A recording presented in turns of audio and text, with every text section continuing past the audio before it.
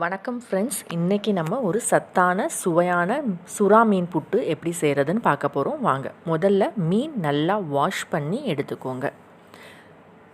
இதை இப்போ தண்ணி ஊற்றி வேக விடணும். தண்ணி கொஞ்சமாக ஊற்றிக்கோங்க. 5 நிமிஷம் வேக விட்டால் போதும். அதிலையே வெந்து தண்ணீர் வற்றுற அளவுக்கு பார்த்துக்கோங்க. இப்போ இது வெந்துருச்சான்னு பார்க்க போகிறோம்.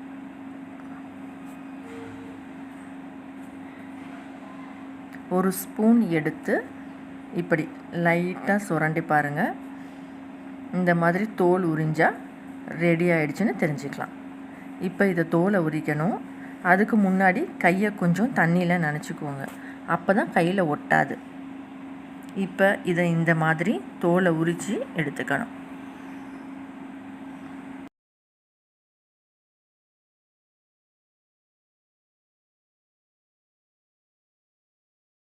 தோல் உரித்து வச்ச மீனோட முள் எல்லாத்தையும் எடுத்து போட்டுடலாம். ஃப்ரெண்ட்ஸ், சுறாவில் செலினியம், ஒமேகா 3 அப்புறம் ஒமேகா 6 சத்துக்கள் நிறைய இருக்குது. இதில் செலினியம் ஒரு ஆன்டி ஆக்சிடெண்ட். அது உடம்புக்கு ரொம்ப நல்ல எதிர்ப்பு சக்தியை கொடுக்குது. ஆஸ்துமா பிரச்சனைக்கும் இதய நோய்க்கும் ரொம்ப ரொம்ப நல்லது. ஒமேகா 3 ஒமேகா 6 கெட்ட கொழுப்பெல்லாம் குறைச்சிட்டு நமக்கு ஒரு நல்ல கொழுப்பை அதிகப்படுத்தும். இதில் முள் இல்லாதனால குழந்தைங்களுக்கு சாப்பிட்றதுக்கு ரொம்ப பிடிக்கும்.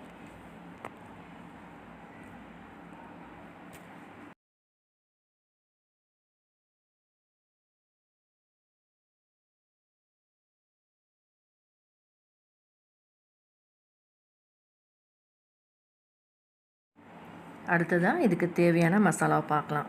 முதல்ல ஒரு டேபிள் ஸ்பூன் இஞ்சி பூண்டு பேஸ்ட்டு, ஒரு 1.5 ஸ்பூனுக்கு மிளகாத்தூள், ஒரு 1/4 டீஸ்பூன் மஞ்சள் தூள், அப்புறம் கொஞ்சம் தேவையான அளவுக்கு உப்பு சேர்த்துக்கலாம்.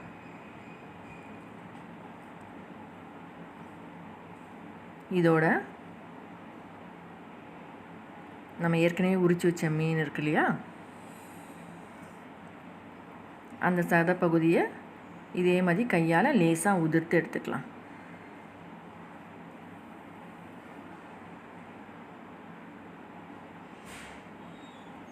இப்போ அந்த மசாலாவையும் நம்ம உதிர்த்து வச்ச மீனையும் நல்லா கலந்து வச்சுக்கணும்.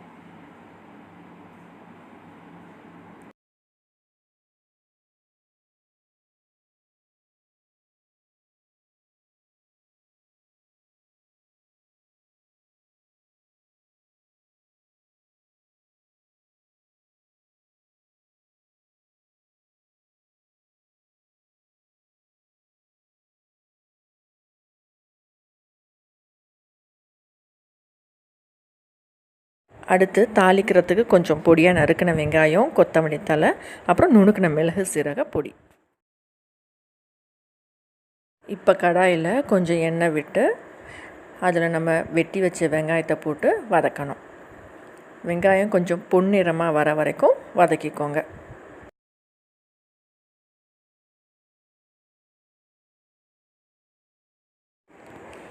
வெங்காயம் வதங்கினதும் அதோட நம்ம மசாலா தடவி வச்ச அந்த மீனையும் போட்டு நல்லா பச்சை வாடை போகிற வரைக்கும் வதக்கி எடுத்துக்கோங்க.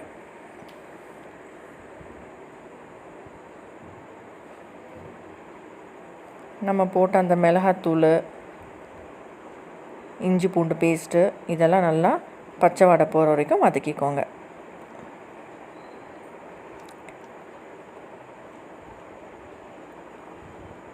நல்லா வதங்கட்டும். வதங்கிட்டக்கப்புறம் இதில் நம்ம லேசாக பொடியாக நறுக்கி வச்சுருக்க அந்த கொத்தமல்லி தழையையும்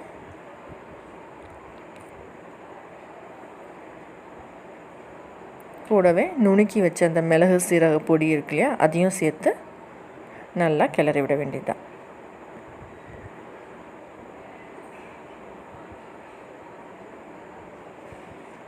இப்போ சுவையான சுறா மீன் புட்டு தயாராகிடுது. நீங்களும் வீட்டில் ட்ரை பண்ணிவிட்டு எப்படி இருக்குன்னு கமெண்ட்டில் சொல்லுங்கள்.